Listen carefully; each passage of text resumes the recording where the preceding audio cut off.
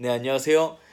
오늘 10월 18일 와플터치 오늘 함께 보실 본문 말씀은 창세기 45장 12절부터 28절의 내용입니다. 네, 오늘의 본문 말씀은 어제의 내용과 계속 이어지고 있는 그 가족 상봉의 내용이 심화된 장면인데요. 크게 세 가지 정도의 내용으로 요약할 수 있을 것 같습니다. 첫 번째는 이제 요셉이 눈물을 흘리고 입을 맞추며 형제들과 상봉하는 장면이고요. 두 번째 장면은 이 소식을 들은 바로 왕이 그 형들에게 극진한 대우를 해줍니다. 옷도 돈도 땅도 주고 뭐 마차도 빌려줘서 가족들과 아버지를 데리고 오라고 하고 뭐 이런 극진한 대우를 해주는 장면이 나오고요. 마지막 세 번째로 이 소식을 들은 야곱이 처음엔 믿지 못하다가 내 아들 요셉이 살아있다는 걸 깨닫고 얼른 가야겠다라고 결심하는 장면으로 오늘의 본문이 마무리가 됩니다. 이 본문 말씀들을 통해서 저희가 한 두 가지 정도를 같이 한번 살펴보고자 합니다. 첫 번째는 이 요셉이 형들을 대하는 태도를 한번 살펴보려고 하는데요. 어제 말씀드렸던 것처럼 요셉이 정말 저희가 상상할 수 없을 정도로 심한 고난을 당했고요. 그 고난의 원인인 형들과 마주한 장면입니다. 그런데 이 용서했다라는 것도 참 너무너무 대단한 건데, 이 용서하는 요셉의 태도를 보면 그의 모습이 얼마나 진실된지를 볼 수가 있습니다. 그냥 말로만 용서하고 가족이니까 어쩔 수 없이 그냥 품어주는 정도가 아니라 너무너무 그 감정을 못 이길 정도로 눈물이 나고 한 명 한 명 입 맞추면서 반가워할 정도로 그렇게 깊은 마음으로 용서를 하는 요셉의 모습을 볼 수가 있고요. 그런 요셉의 모습을 통해서 형제들이 정말 내가 용서받았구나라는 것을 깨닫고 그제서야 요셉과 대화를 시작하는 장면을 저희가 볼 수가 있습니다. 요셉도 화가 났겠죠. 억울했겠죠. 복수하고 싶었을 겁니다. 그런데 그런 마음보다 가족들을 향한 그리운 마음, 가족이라는 그 소중한 마음들이 훨씬 컸습니다. 저는 이것을 가족들을 향한 사랑이라고 생각을 합니다. 자신의 목숨을 해치려 하는 인물을 입맞춤하면서까지 사랑하셨던 분이 요셉 말고도 또 등장을 하는데 그분이 바로 예수님입니다. 잘 아시는 스토리겠지만 유다가 예수님을 팔기 위해서 제사장들과 작당 모의를 하고 저 사람이 예수님이다라는 표시를 입맞춤으로 하겠다라고 합니다. 그런데 성경에서 예수님께서 유다의 마음, 나 자신을 팔려는 마음을 다 알고 있었음에도 불구하고 그거를 내비뒀다라고 표현을 하고요. 입맞춤을 할 때 입맞춤하러 오는 그 유다가 얼마나 가증스러워 보였겠습니까? 하지만 예수님께서 그 반가움의 인사를 받아주시고 그 군병들과 함께 죽음의 길로 끌려가십니다. 예수님께서 유다를 사랑하시는 그 모습이 나타나는 가장 잘 나타나는 본문이 요한복음 13장의 내용인데요. 이 요한복음 13장 초반부에 이런 내용이 나옵니다. 유다의 마음속에 이미 예수님을 팔려는 마음이 들어가 있는데 예수님이 그 마음을 죄송합니다. 아시고서도 자기 사람들, 유다를 포함한 자기 사람들을 사랑하시되 끝까지 사랑하셨다라고 표현하고 계십니다. 그러면서 예수님이 어떻게 사랑을 하셨냐면 먼저 가장 낮은 자의 모습으로 발을 닦아주셨고요.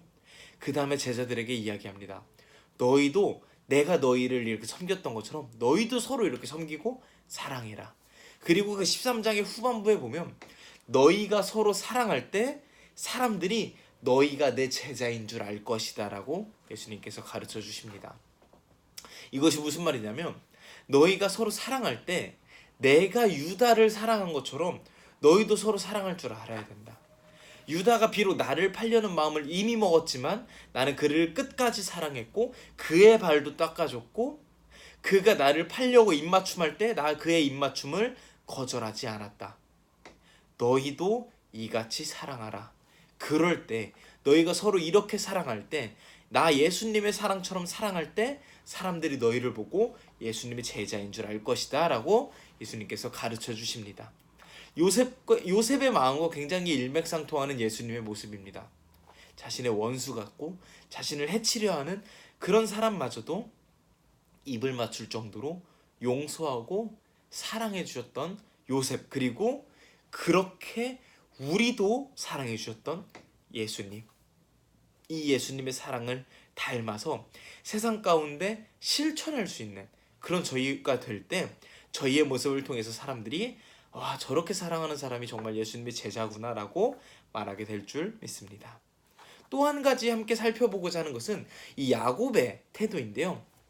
야곱이 굉장히 힘이 없었던 모습들로 나타납니다. 막 이 베냐민을 데리고 간다고 할 때, 와, 나 진짜 이 늙어 죽겠는 이 아비를 정말 힘들게 하는구나라고 막 계속 표현할 정도로 너무너무 힘들어서 그 귀력이 쇠해 있는 그런 모습입니다.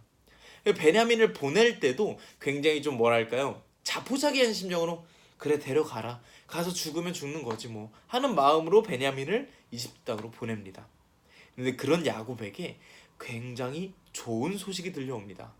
평생을 그리워했던 잃어버린 아들 요셉이 살아있다는 소식 뿐만 아니라 그냥 살아있는 게 아니라 이집트 땅의 국무총리가 되어서 우리를 기다리고 있다라는 그 귀한 소식, 좋은 소식을 들었을 때 이 야곱이 성경에서 뭐라고 표현하면 정신을 차렸다고 표현을 합니다. 정신을 차리고 힘을 얻고 어떤 의지를 발휘합니다. 야곱이 변화됩니다. 여러분, 좋은 소식은 변화를 가져옵니다. 좋은 소식은 힘을 얻게 합니다. 그런데 우리 인생에 주셨던 가장 좋은 소식, 복음, 그 복음, 예수님께서 우리를 위하여 돌아가셨다가 3일 만에 부활하셨다는 그 복음의 소식을 들었을 때 우리의 삶이 힘이 났나요? 변화가 시작이 되었나요? 그것을 한번 돌아봤으면 좋겠습니다. 만약에 나는 여전히 복음을 들었음에도 불구하고 여전히 힘이 없고 무기력하고 깔아져 있고 지쳐 있고 내 삶에 아무런 변화가 없다면 정말로 내가 그 복음을, 그 좋은 소식을 진짜 좋은 소식으로 받아들이고 있는지, 요셉을 찾은 야곱의 모습처럼 정말 내 삶을 바꿔놓을 만한 좋은 소식으로 받아들이고 있는지 한번 돌아보셨으면 좋겠고요. 복음에 대한 그 첫 마음, 첫사랑을 잃어버렸다면 이제는 다시금 그 복음으로 힘입어 우리의 인생 가운데 힘을 얻고 의지가 생기고 다시 한번 사랑할 수 있는 능력을 얻고 정말 기쁘게 세상을 살아갈 수 있는 그런 복음으로 힘입어서 살아가는 저와 여러분이 되었으면 좋겠습니다. 감사합니다.